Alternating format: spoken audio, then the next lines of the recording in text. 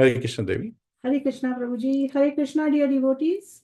So as we attend this next session of Gems from Srimadbhagavatam, which is our beautiful companion in all stages of life, we are going to have deep introspection on this verse from Canto 1, Chapter 2.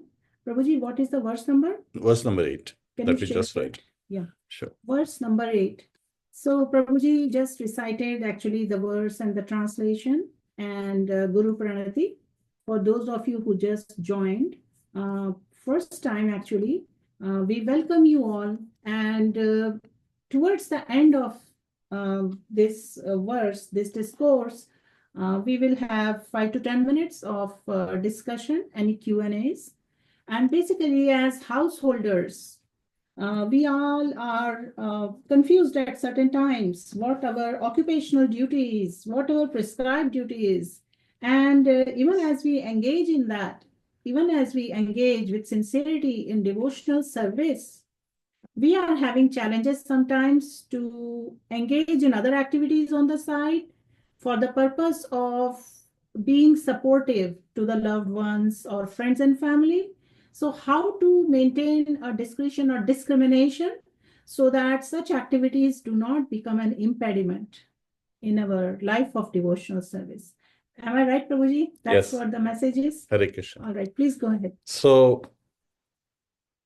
this is a very important verse from the perspective that we are all engaged in one or another activity at every moment. Activity comes from action.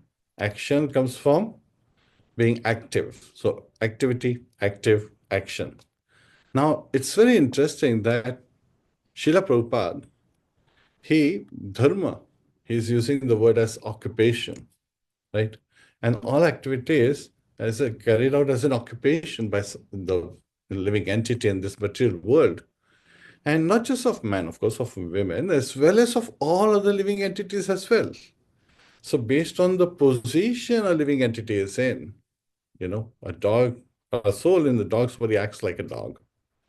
A soul in a man's body acts like a man. A soul in, another body, a bird's body, acts like a bird. Because it's identifying with the body and has got those capabilities. Just like we can run and we can jump and we can, sometimes do various kind of aeronautics actions when we are in this body, but then when we are in the car cannot jump and run in the same way as we are doing. So we are limited to the capability of the car, the way it works. That is how we understand that, based on the capability given by the different bodies. Now, Srila Prabhupada is identifying occupational activities, right? So these activities, we have discussed this in the past also. Jivira Surupaya Krishna Nityadas. The living entity, what is our Swarup? What is our Dharma? Dharma means our intrinsic quality. That we are eternal servant of Lord Krishna. But having identified with the body, we fall into various kind of enticements related to the body. So here, the different occupational activities in terms of man's different conceptions of life. To the gross materialist who cannot say beyond anything beyond the gross material body, there is nothing beyond the senses. Therefore, his occupational activities are limited to concentrated and extended selfishness. Concentrated selfishness centers around the personal body. This is generally seen amongst the lower animals. Extended selfishness is manifested in human society and centers around the family, society, community, nation, and world with a view of gross bodily comfort. Above these gross materialists are the mental speculators who hover aloft in the mental spheres, and their occupational duties involve making poetry and philosophy or propagating some ism with the same aim of selfishness limited to the body and the mind. But above the body and mind is the dormant spirit soul, whose absence from the body makes the whole range of bodily and mental selfishness completely null and void. But less intelligent people have no information of the needs of the spirit soul. In this very paragraph, Prabhupada has packed so much information. So in Padma Puran, there is a reference of, what are the 5 levels of consciousness that is linked with the kind of happiness one gets. I'll quickly cover these. So when a baby is born, the baby, or the same thing is true of animal uh, life, their only focus is eat, sleep, mate, defend. But the initial one is basically eat, right? You give anything to the baby, what does it do? It takes it to its mouth. That's the only way the baby has the sense, must be something to eat. So you give it a pen, it will put the pen in its mouth. You give it a candy, the baby will try to put the candy in its mouth as well. And you give it the finger, then it will, suck even on the finger. So here, that's like annamaya. The consciousness is at that annamaya. But why is somebody performing those activities? Because there is a specific mellow associated with those activities. They derive some kind of enjoyment, some kind of happiness. So that is annamaya. Then the baby grows up and says, oh, I've got, my brothers, sisters, and others, starts to relate. But then it looks at the world. Now, this is where animals also have it. Eat, sleep, mate, defend. So they're like, oh, let me protect myself. Let me make sure that I have something to eat. Let me make sure I have proper rest to recharge my body when I get tired, and then continue to engage in various activities so as to sustain myself. And some level of enjoyment. And then, of course, defense constantly. So animal life is filled with fears. There's constant anxiety around fears in animal life. And that has been also explained. So this is like pranamaya state. One is conscious of the existence of the body and how one has to protect oneself. Then above that comes, one starts speculating with the mind. So this is category is also identified as mental speculators. And what do? They are aloft in the matter. If I do this, then that will happen. If I do that, then something else will happen. They're constantly manipulating things and trying to see if those concepts are there or not.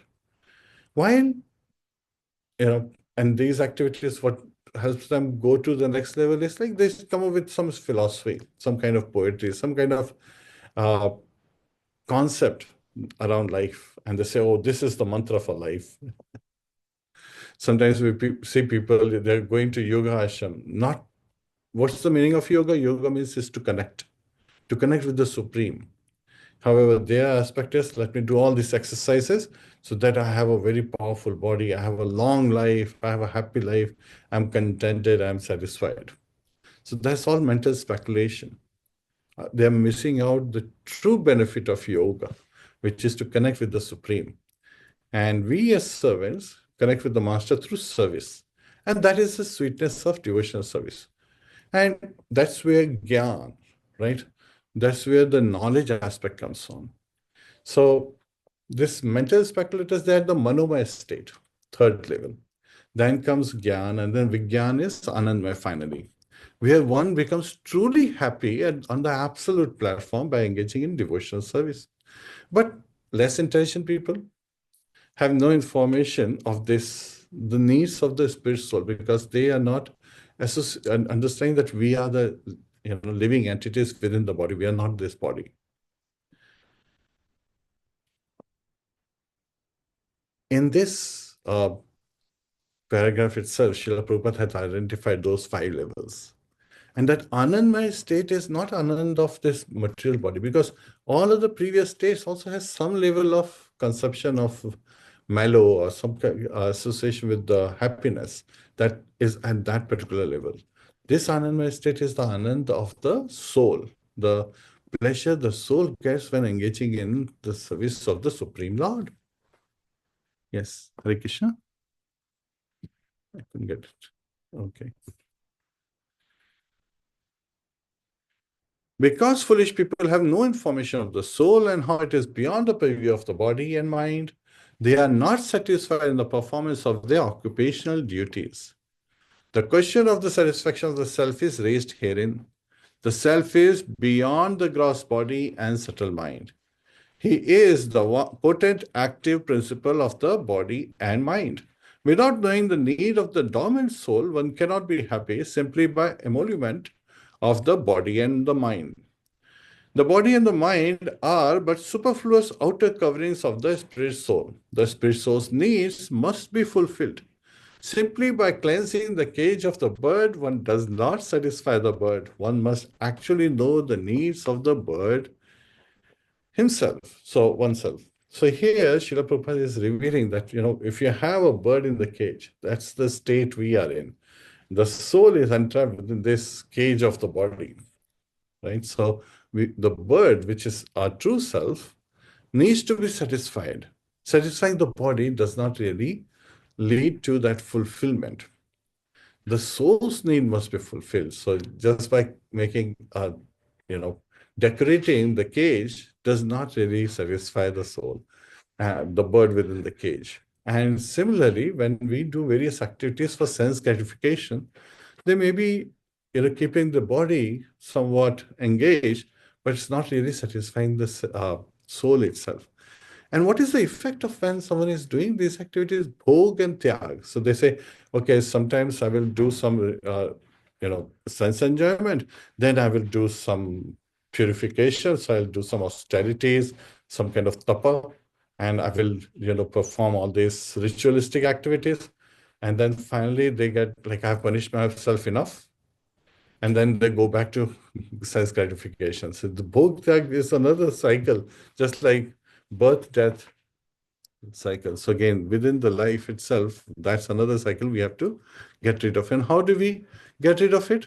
That is very easy when we realize that by satisfying Lord Krishna, Lord Rishikesh was the master of the senses are automatically satisfied.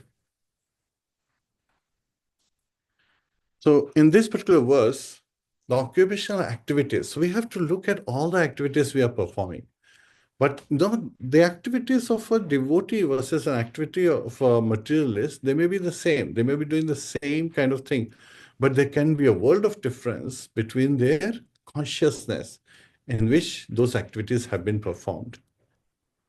There is a beautiful example of Jananda Prabhu given in this regard, where he was maintaining the San Francisco temple, and he was basically a cab driver. So whatever he was getting from driving the cab, he was using it in the service of Krishna.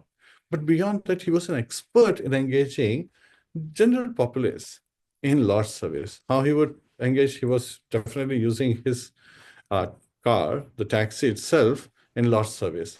And many times he would be like fixing the car. So he would be under the car, and if he sees some passers-by going through, he would say, oh, could you pass me, such and such instrument? The passerby would stop, and they would give him, is this what he wanted? Is something? So he would engage people in Lord's service indirectly. And many times people, they became devotees just by looking at him. He would be taking out trash. After the Sunday feast and other events, they would have left, and he would be doing all the cleanup, and he would be taking out trash. But they would say, this person is taking out trash is so blissful. He's like on a completely different world. Now, what kind of activity he's doing? He's taking out trash. He's cleaning the temple. But the mood with which he is doing, that was attractive to people. And they would say, let us go and help him. Let us do some activities. And just by his attitude, he would engage people in Lord's service. So what's the need of the super soul? The need of the super soul is that he wants to get out of the limited sphere of material bondage and fulfill his desire for complete freedom. He wants to get out of the covered walls of the greater universe. He wants to see the free light and the spirit. So this is going back home, back to Godhead. That has been identified. That complete freedom is achieved when he meets the complete spirit, the personality of Godhead. There is a dormant affection of God within everyone. Spiritual existence is manifested through the gross body and mind in the form of perverted affection for gross and subtle matter. Therefore, we have to engage ourselves in occupational engagements that will evoke our divine consciousness. This is possible only by hearing and chanting the divine activities of the Supreme Lord, and any occupational activity which does not help one to achieve attachment for hearing and chanting. The transcendental message of Godhead is said herein to be simply a waste of time. This is because other occupational duties, whatever isms they may belong to, cannot give liberation to the soul. Even the activities of the salvationists are considered to be useless because of their failure to pick up the fountainhead of all liberties. The gross materialist can practically see that his material gain is limited only to time and space, either in this world or in the other. Even if he goes up to the Swarglok, he will find no permanent abode for his hankering soul. The hankering soul must be satisfied by the perfect scientific process of perfect devotional service. Hare Krishna. So sometimes we hear this verse and this looks very heavy. So in this regard, we'll be looking at some of the gems from Srimadbhagavatam itself. Now, in Srimadbhagavatam, there is a description that the Lord appeared and one of his incarnations was Lord Rishabdev, who had 100 sons. Lord Rishabdev, who was the emperor of the world. And he, once addressing his sons, he said that you should follow the eldest one, Bharat. So Bharat Maharaj was the eldest son of Lord Rishabdev. Who's Lord Rishabdev? He's the Supreme Personality of Godhead himself. And so he left the kingdom under the care of Bharat Maharaj. Now, sometimes when you say, oh, a Kshatriya king, he has 100 sons, so they should all be Kshatriyas. Not always true. Because in this case, 81 of the sons became Brahmanas because that was their nature. So based on their nature, they became Brahmanas. 9 of them became Navyogendras, the authority on Srimadbhagavatam and Bhagavad Purana. Of course, is like an literal incarnation of God himself. And 9 of the sons, just there are second through 10, so in number, like as 100 of them. So 9 of them became supporter of Bharat Maharaj. They actually became Kshatriya in engaging with Bharat Maharaj. And so Bharat Maharaj, with the help of his 9 brothers, he was ruling this material world. And as he was carrying out his activities, there came a time he said, I should take to fully devotional service. I have spent so much time. Now the sweetness is that as he is taking to devotional service, he is going to jungle to engage his full time in devotional service. He has distributed and given the administration to his 9 brothers of different regions they are administering. So 9 plus 9 is 18. 18 plus 81 is 99. And Bharat Maharaj was the 100th, the eldest one. So Bharat Maharaj, he left for the forest. He was performing previously as a Kshatriya activities for the satisfaction of the Supreme Personality of Godhead. Now he has gone away from those activities to fully engage in devotional service. He has a small hut in the forest and he is engaging in devotional service day and night, all the time. He's doing Archa he's doing chanting of the holy name, he's doing all various processes of devotional service, the 9 processes we talk about. As he's engaging, he's coming to the pure devotional service level. He's really elevating, he's coming to that prema. And then suddenly something happens. One day, as he happens to be doing his oblations, in the waters, suddenly he sees that because of a fear of a lion, a she-deer who was pregnant jumped across the river. Now, in that effort that she jumped, the baby from her womb fell in the waters. And when the mother landed on the other side of the river, she, because of the extensive fear and labor and anxiety, she gave up her body. And now the baby is flowing in the current of the river. So Bharat Maharaj immediately goes and saves that baby deer. Understanding that this baby deer has no mother, no father, no one to take care of. He thinks that, okay, this is ordained by the Supreme Personality of Godhead, and I have to take care of this baby deer. Now, baby deer, a small baby, when it's growing up, needs attention. So he is making sure that the baby is provided for in all his state. So as he's doing Archa Vigraha, his worship of his deities, he sees that Durva grass and other things that are there, the baby deer is coming, and the first thing is Annamaya. That's the consciousness. So it comes and start nibbling onto the grass. He's like, no, no, don't do that, don't do that. So he's constantly, when he's engaging in devotional service, Bharat Maharaj would be thinking of that deer. It became an attachment over a period of time. So attachment develops with association. Association defines who we are. And in this particular case, Bharat Maharaj, slowly and slowly, he started going away from his pure devotional service state. He was experiencing that asakti, he was experiencing that ruchi. Suddenly he is diverting that ruchi towards this baby deer. And he's making sure, even when he is engaging in devotional service, is baby deer taken care of? Is it, comfortable? All these things, so constantly like looking us behind and making sure that the baby deer is secured and safe. His mental state deviated from the deities to the baby deer, and his activities became more of a ritual. So this is a very dangerous state. Sometimes when devotees, they go out, right? Srila Prabhupada writes so many times that when we go out, we have to be very careful of the association. We have to give our association, not take another's association. So what is that? Not be influenced by the way they live. Devotees, they go to, a poor person's place and they, glorify that this person is struggling so hard, yet at the same time has such a strong faith in Lord Krishna. How can they help this person? And they are, grateful that this person, whoever is there, is interested in Krishna consciousness, and they try to help the person. When they go to a rich person's place, they also feel the same way, saying that this person has all the facilities because of the past karmas, and now they are also interested in Krishna consciousness. They are also interested in knowing about Krishna and to rekindle that fire in their heart and engage in devotional service.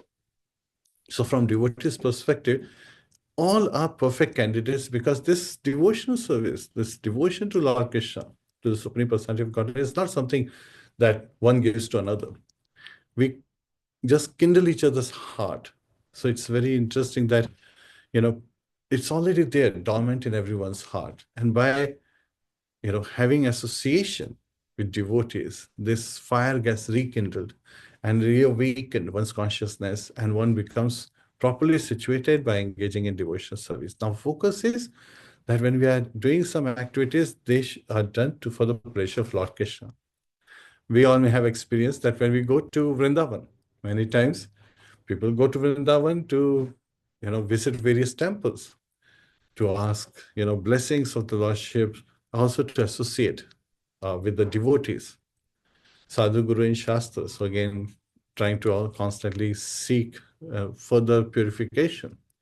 And sometimes the consciousness is, oh, I want to go to Vrindavan because at Loibasa, I get really good deals. I can get, amazing deals by buying lots of kurtas and lots of dhotis, and I will look very fine when I dress myself. That's a different consciousness. That's on the material platform. We have to be very, very careful. So Bharat Maharaj was getting affected to this baby deer. And one day he couldn't find this baby deer. So he became very disturbed. He started going out in search for this deer and was wandering in the forest, calling out for the baby deer. Oh, baby deer, where are you? Oh, baby deer, where are you? He's calling out for the baby deer and he's not able to find. And during the dust time, it just so happens, so this is further elaborated in Padma Puran, that he was on a cliff of a mountain that he slips. And it's all by, ordained by the Supreme Personality of Godhead. And he falls down from that cliff. And as he is leaving his body, the baby deer comes and sits right next to Bharat Maharaj. And Bharat Maharaj, even in his last moment, he is thinking of that baby deer because the baby deer has just come and said, now, what is the effect of this? When somebody leaves the body having a thought of something, that's also very important. We call it Yami Mantra in Bhagavad Gita. So those who know this mantra, please do write it in the chat.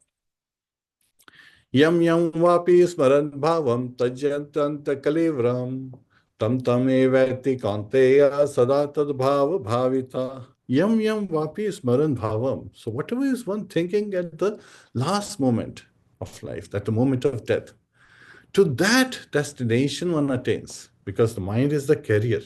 Sometimes people say mind does not matter. No, actually, this whole process of yoga, to connect, yoga means is to connect, is all about making the mind, fully meditate on the Supreme Personality of God. So mind is all, it matters heavily. And by engaging the mind in devotional service, we want to go back home, back to Godhead, as we read in the purport. Yet at the same time, whatever mind is thinking at the last moment, that becomes the destination. Mind carries us to that destination, to that thought, to make this evident. Now, sometimes people look at it from the perspective, so, oh, if I'm thinking of a woman at the last moment of my life, I get to enjoy many women. No, you actually get the woman's body. So the material nature has the law set out very nicely. So here we are hearing that whatever occupational activities a man performs is based on the consciousness. If it does not bring attraction to the Supreme Personality of Godhead, Lord Krishna, then it is useless labor. So here we see an example of an exalted personality who had almost reached to the state of prema, actually bhava. Because once you are at the state of bhava, there is no possibility of fall down. He had asakti and he was approaching the stage of bhava, but then he got distracted by the arrangement of the providence, because this is to teach us. In Bhagavad Gita, Lord is telling what we should do. But in Srimadbhagavatam, there are stories of devotees that tell us how we should do and how we should not do. So even in devotional service, here it is not with the bodily concept. We should not, focus on bodily concept of life, but rather for the pleasure of lordship. So thinking of deer, what happens to be the next birth of Bharat Maharaj? He becomes a deer. Now, the potency of devotional service is identified. He had rendered devotional service in his life. When he was a Kshatriya, he was carrying it out his duty in his Varnashram Dharma for the pleasure of the lordship. And in this case, his father himself was an incarnation of Supreme Personality of Godhead. So for the pleasure of his father, for the pleasure of his brothers, he was carrying it out, and the pleasure of all the living populace. Sometimes we think of citizens, the administrator takes care of the citizens, we think of citizens only as humans, but no. Shastras, the scriptures reveal that anyone who has taken birth, let them be trees or even the birds or animals, they are also called citizens within that kingdom that is being taken care of. So he had taken really good care of, he was carrying out his activities, and if he had engaged themselves again, but he wanted fully focus his life. So, of course, we talk about the 4 ashrams. Ashram really means shelter. So shelter is an environment in which we can connect with the Supreme. So that's an ashram. So we have brahmacharya, which is the student life. This is where we study and come to the level of, engaging in knowledge so that we can continue our occupational duties afterwards. But that brahmacharya itself has occupational activities referring to austerity, celibate life, and studies to reawaken our consciousness for the higher purpose in life, to come to that level of Anandamaya state. Now here, Bharat Maharaj, again, he had gone through that. He had gone to Grihasthashram. He had gone to the forest, Vanaprastha, and finally Sannyas. So as he was in the Sannyas ashram, there, his focus suddenly diverted, and he ended up getting the body of a deer. But the potency of devotional service is so amazing that even though he was in the body of deer, his memory was intact from the last life. He knew that he was the emperor of the world. And he got diverted near the end and became attached to a baby deer. And that was the cause of his fall down, and he received the body of a deer. So what did he do when he was in the body of a deer? In the body of a deer, a living entity behaves like deer, but the consciousness is that of a Mahabhagavat. So that consciousness was protected, just like in the case of Gajendra. King Indradyumna's consciousness continued to prevail when he got the body of the king of elephants. So similarly here, Bharat Maharaj, in the body of a deer, he would go to the ashrams of great rishis and he would hear Bhagavad Katha. Bhagavad Katha hearing. Sravanam is the most powerful of all 9 processes. And that's why when we see someone is very anxious to hear about the Supreme Personality of Godhead and his name, form, activities, pastimes, they make amazingly, they're like on a really strong journey of making spiritual advancement. The difference comes when people start comparing speakers instead of focusing on the message. They start, going only to places where they get to hear a very renowned speakers, a very famous personality, a very important personality. That's where the difference, and then the consciousness starts getting spoiled, as per se. So here we are hearing that, when we hear from the there is a book Bhagavad and there is a person Bhagavad. Person Bhagavad is one who's glorifying Lord Krishna's name, form, activities, pastimes, and also his devotees. Like, so we are learning from all these aspects. So we should read and do Bhagavad Sevaya on a regular basis, not once in a week, but every day. And similarly, we should hear from person Bhagavad. So there are so many wonderful devotees online. They're giving so many wonderful classes on Srimadbhagavatam. So we should hear those classes as well. Hare Krishna. Now, Bharat Maharaj, in the body of a deer, he was going every day to the ashram. And in that state, he leaves his body. But this time, his consciousness is awakened. And the beauty of devotional service is when you engage in devotional service, and if you are not perfected, at least you will get a human birth. So Arjun had this question, my dear Lord Krishna, this is in Bhagavad Gita. So a person who is engaged in devotional service, doesn't it look like a riven cloud? So all the clouds are going in that direction. This cloud is left alone in the sky, like deserted. Isn't that the state of a devotee? Lord Krishna says, no. There is no diminution in whatever activities a devotee is engaged in, when engaged for the pleasure of the Lordship. Then, if the devotee is not very advanced, then, gets to enjoy heavenly delights and then takes birth in an aristocratic family, kingly family, a very rich family, so that they can start their journey again in next birth.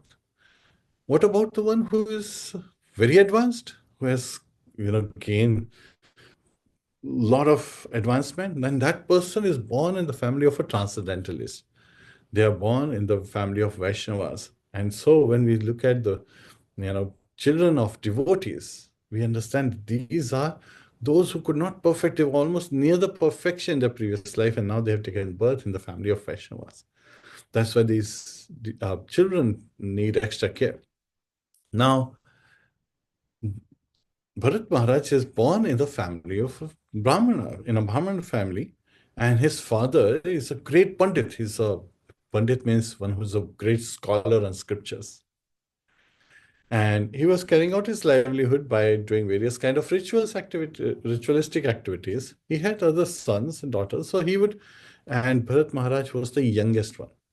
And his father, when someone is your youngest son, and we have seen the youngest boy in the family, or girl, they are especially attached.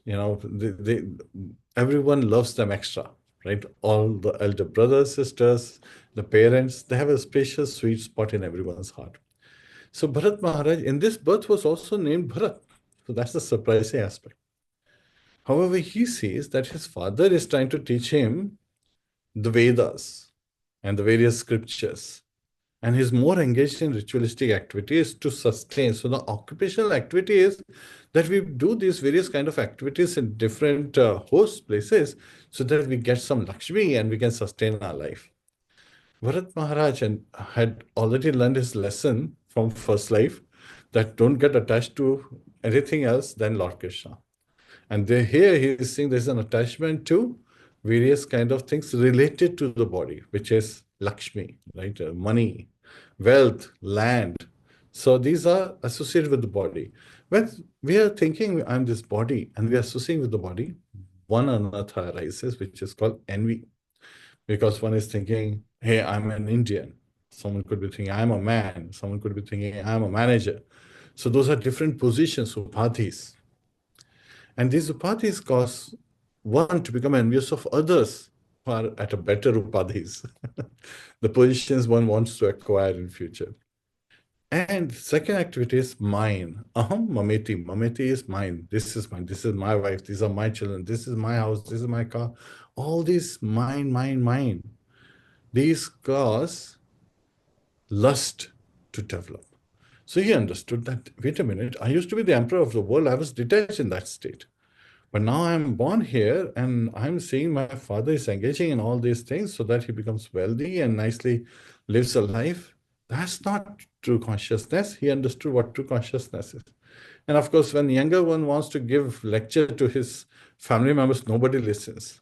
Of all the five Pandavas, Sahdev was a great astronomer, astrologer, sorry, and astronomy is the study.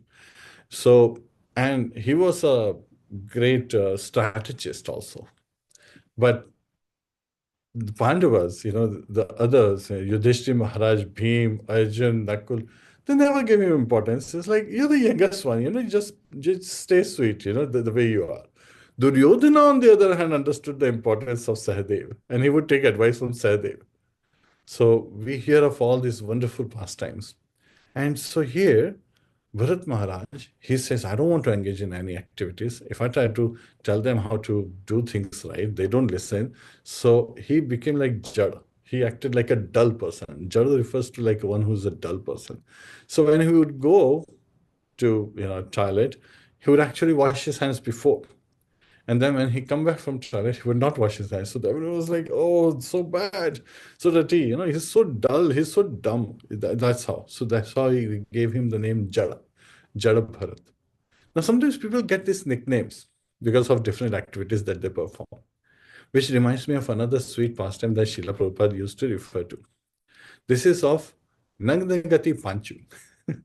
So once in a village, I'm taking a small story within the story. So understand, sometimes you take a dream within the dream. So it's just like that.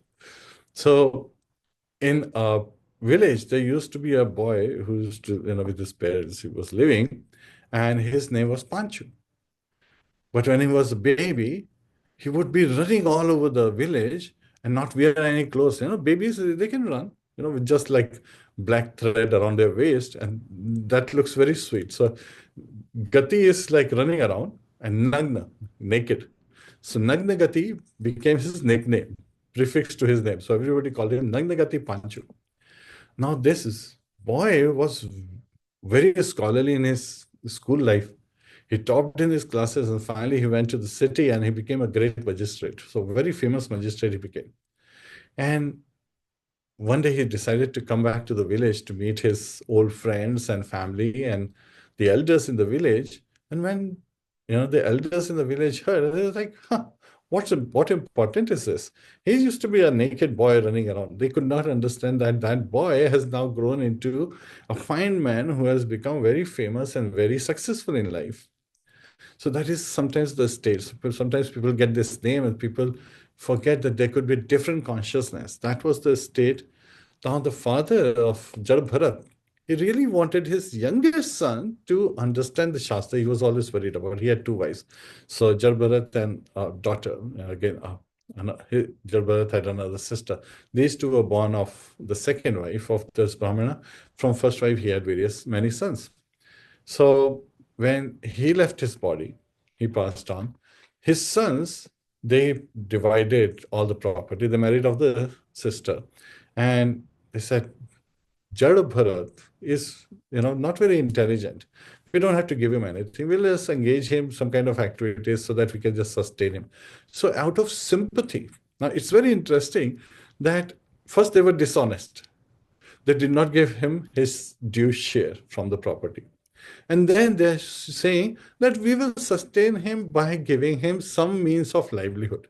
So they had big, big farms, and there were a lot of birds that would come during the spring season and other times to eat the grains from the farm. So they needed someone to guard the farm so that all the grain is not eaten up by the birds. So they said, let's make him the guard of these farms. Now, Jad Bharat, who's constantly engaged in smaranam, constantly engaged in remembering the name, form, activities, pastimes of the Supreme Personality of Godhead. So he understood that my association has to be with the Supreme Personality of Godhead. But externally, he would appear dull. So when they gave him the assignment that you got the farm, he would just say, "Come, birds, come." You know, all living entities should be sustained. And this grain is for the sustainment of all living entities. So they said, this is of no use. So they actually kicked him out. So Jad Bharat, he had Janevu, given by his father who had performed his second initiation. And yet at the same time, he was not so much even interested in taking path, or, doing the regular mantras and Janevu maintenance and all that. But he, by the mercy of the Lordship, he had very strong body, very stout, very able body, because his brothers were also engaging in all kind of labors. So again, that also made his body strong. Yet at the same time, he was not looking like, I'm so strong and I can do this, I can do that. He was like, this birth, I want to go back home, back to Godhead. My dear Lord, please, keep me engaged in your service. So this is how he was praying. We should also pray like him, that my dear Lord, please don't let me become another victim of Maya. Please help me when the snare of Maya plays around me. So that's the mood. He was constantly meditating on name, form, activities, pastimes. Now, externally, he appeared dull, but internally, he was a Mahabhagavat. And as he was engaging in this way, once it just so happened that there were some Kali worshippers, some dacoits. They were doing Kali worship. Their leader wanted to beget a son. So they said, okay, we have to make a human sacrifice for the pleasure of goddess Kali. And then we can enjoy all the benefits from that sacrifice. So they saw Jad Bharat, they took him, they gave him nice bath, made him wear nice clothes. He's about to be sacrificed. He understands that. But he's like, maybe this is Lord's arrangement to just call me back home, back to God. And let me just meditate on the Lord's name, form, activities, pastimes. Let me just continue to chant. Hare Krishna, Krishna Krishna, Hare Hare, Hare Rama, Rama Rama, Hare Hare. So internally, he's fully conscious, fully awakened. Externally, he's appearing like dull person. Now, Goddess Kali, an incarnation of Goddess Durga, an expansion of Goddess Durga, she's like, this is a Mahabhagavat.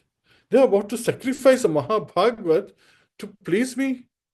So as they were about to, cut off Jad Bharat's, behead him by, with that weapon, the deity of Kali splits into two, and from there, Goddess Kali, she comes out with her associates, and she uses the same instrument to destroy all these people who are about to sacrifice Jad Bharat.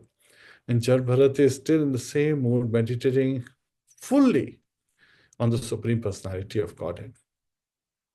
So this is one place where it is revealed as how he was a Mahabhagavat. And he was continuing his journey, spiritual journey. Even though externally he appeared to be stationary and not very smart, internally he was fully focused on in devotional service. It just so happened that there was a king, King Rahuguna. He was going to hear another Mahabhagavat's discourse. Sometimes we go to satsang, right? This year Sadhu Sangha is in Florida, a very place of mystical land where all these children, to attract children, there are various kind of theme parks are there, right? So sometimes people go to Florida to take the children to theme parks and get more into sense gratification. But devotees, they are going to Florida to engage in sadhu sangha, the association of other exalted devotees, so that we can make further progress.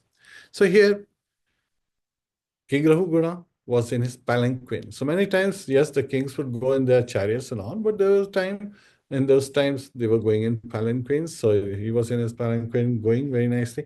Suddenly, so palanquin is a nice carriage, which is carried on the shoulder by 4 men. So there are 2 men in the front and 2 in the back. There's a couple of parallel rods they're running, on which this whole structure is resting, and inside a person is sitting in a nice chamber. And King Rahugana was sitting in a nice chamber, and then at that time, one of the person who was carrying the palanquin fell sick. So his general looks around and he says, "Oh, that looks like a very stout man. He looks like Jarbharat." And he says, "Okay, why don't you come and engage in carrying this palanquin? Because he's our king and you are the subject. So subjects should always serve the king." From that mindset, he didn't realize that actually Jarbharat is, serving the supreme king of all kings, the supreme personality of Godhead.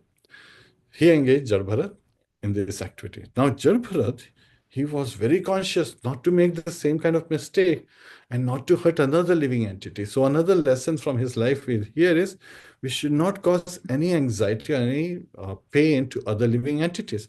So, he would watch if there is no ant on the ground, and then he would, take his next step. This caused some disturbance because he had to pause and then he has to go, and then he has to pause, he has to go. So he was being cautious that way. What was happening to palanquin? It was going ahead and stopping, ahead, stopping. So what's happening inside the gem? The king is experiencing these jerks after jerks. It's like, what's going on here? What is, wrong with this? So he looks outside and is like, "Hey, what are you guys doing?" So at that time, all the other three men who was carrying out, they said, "Oh, dear king, it's not us." Now they're fearing for their life. If king is upset, he may behead us, right? He may punish us badly. So they're like, "It's this new guy. This new guy, he's the one who's going in this strange manner." And Jarbharat is still not saying anything. So King Rahugana sees, oh, this fourth person who has come, this man, he has a really stout body. He has a very strong body, but he's not serving well. So he passes comments as, sarcasm. So sometimes we see that people who are in a better situation, sometimes they try to belittle other people who are not in similar situation. And here, King Rahugana, he's like, "You don't seem to have much strength in your body." Well, Jadabharat is actually very strong because of all the labor he had endured in his life. And, all these things must be troubling you a lot. Well, in reality, in a way, the king is troubling him because for no enumeration, he has been engaged in the service of the king, and Jarbharat is now carrying the palanquin on his shoulder. Jarbharat didn't accept this job. He was just pushed into this job because of the force that this is the king, you have to serve the king. He still didn't say anything. And then the king passes various remarks like, you're like a dull, like a dead donkey, like an ass, and you have to be beaten to reawaken. So he's passing all these kind of various remarks to really provoke Jarbharat. But the behavior has not changed. Every time he starts to rest inside, he's feeling this jerk and going and jerk, like, stopping, going. He's really disturbed, like, what's going on with you? So at that period of time, he says that I have to teach you a lesson. Jarbharata says, "My dear king, what do you mean by, a dead donkey that you have to beat up? If someone is dead, beating up won't help that person." And now when he hears Jarbharat's explanation, he realizes, the king is realizing, because Jarbharat is giving his references, his responses based on bona fide scriptures. And now he's, if there is a vessel that's kept upside down and you try to fill water in it, it won't help because the water will just flow from the side because the mouth is at the bottom, right? It's facing the earth. So there's no way the water can enter. You have to put in the right consciousness. So when he is hearing this explanation by Jarbharat, he realizes, I'm going to listen to a discourse from a Mahabhagavat, but there's a Mahabhagavat right here.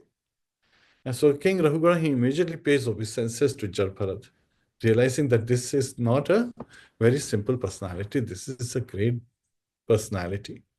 So one important lesson from this incident, this event by King Rahugana and Jarbharat's conversation, it's a very sweet conversation. The whole chapter 10, 11, they're focusing on this in the fifth canto, is focusing on this conversation. My dear devotees, if you get a time, sometime you should read.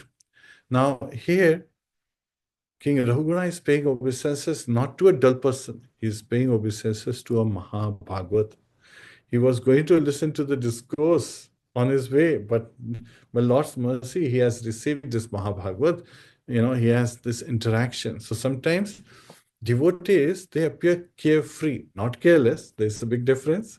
And this personality is completely like an avadhuta. Avadhuta means a person who's careless about his external surrounding, carefree from his external surrounding, not careless.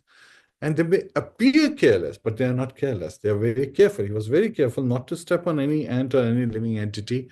And whatever service has been given, yes, been given, but has to be performed with right consciousness. So when we perform an activity, when we go to work in the morning, when we wake up, we recite various prayers.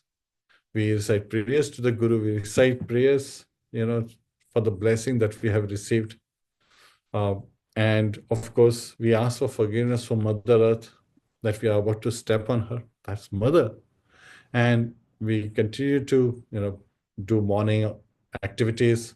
So prepare ourselves for the day. But when we start to go for the day, we also have to look at the consciousness. Why are we going to work? Right? For the pleasure that we get attracted to this message of the Supreme Personality of Godhead, to develop this affection for the pleasure of the Supreme Personality of Godhead. So we want to become more deep in our consciousness, in Krishna consciousness. Basically, we want to go deeper. We want to, from externally, we may be going like every other person on the road. And sometimes you have seen that people are cutting each other. They are, honking and doing various kind of activities. We have to understand that this is just the course of life. We just have to pass ourselves, from point A to point B. That's the activity of a vehicle. So the vehicle is being used to go from point A to point B with the right consciousness. And then we are engaging various occupational activities so that we get more attracted. It's very interesting that there are various bona fide processes that carried out by various personalities and various activities and various ashrams with the right consciousness. So again, we should never be judging others based on their consciousness. All these lessons are for us to purify our consciousness, right? So that we can deepen our faith. And these gems from Srimadbhagavatam enable us, the lessons. These lessons are like the gems. We are from the life of Jadbharat, who was actually in his previous birth a deer. And in his previous birth was Maharaj Bharat, who was the emperor of the world. Sometimes it's very interesting in Srimad Bhagavatam, Devashi Narad, he gives the reference that I was a maid servant's son. But nobody pays attention. How did he become a maid servant's son? Because he was cursed to become Shudra. In his previous life, he was actually a Gandharva, a great devotee. So again, we have to understand that we have to develop affection for the pleasure, in service of the Supreme Personality of Godhead. And when we get this, if we do not, if our activities do not invoke attraction, more affection, more attachment to the Supreme Personality of Godhead, then it is just useless labor. And useless labor is a very bad bargain because it's a lose-lose scenario. First, we have lost the time, and second, we have not developed attraction. Hare Krishna, dear devotees. So this is where today's lessons were, whatever activities we perform should perform in proper consciousness, should not judge others.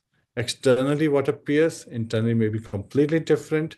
And we should not even do any janaprad, even offend a general populace, because we never know, there may be a Mahabhagavat walking among ourselves. Hare Krishna. Srimad Hare Bhagavatam. Krishna. Srila Prabhupada ki jai. Srila Prabhupada. Yeah. Devi, would you like to add? Hare Krishna, I think you have described in detail all the, the important lessons, and something devotees realize over progression of their spiritual journey, how important sadhu sangha is, how important it is to recognize and accept our own shortcomings in our heart, which we need to work on. Being judgmental is another big point you mentioned. So all the divine qualities, they manifest in the heart of a devotee as they sincerely take to this process of devotional service with sincerity, because pretending to do devotional service or for the sake that certain ashram is so glorious, I belong to certain ashram, this is not going to help. So let me take care of this phone. So Srila Rupa Goswami, I was thinking, every time we read through the gems, I like to think of Srila Rupa Goswami's instructions. And looking at the time right now, I think it's time we should wrap up. I just wanted to quickly mention, at all times we should browse through, we should actually have a deep reading through instructions mentioned in Sri Updeshamrit, and that will be very helpful to understand better the purports, the gems from Srimadbhagavatam. So Prabhuji, I think today we don't have time left for Q&As or discussion, and we can conclude the session here now. Thank you everyone for joining us today. Thank you. Srimadbhagavatam ki jai, Jai. Anant Koti Vaishnav ki jai, Ki Go jai. Premanande, Hari Hari Hari Bol. Om Hari Tat. Bol. Hare Hari Krishna. Bol. Thank you. Have a Hari wonderful Bol. day in Thank Krishna you. consciousness. You too.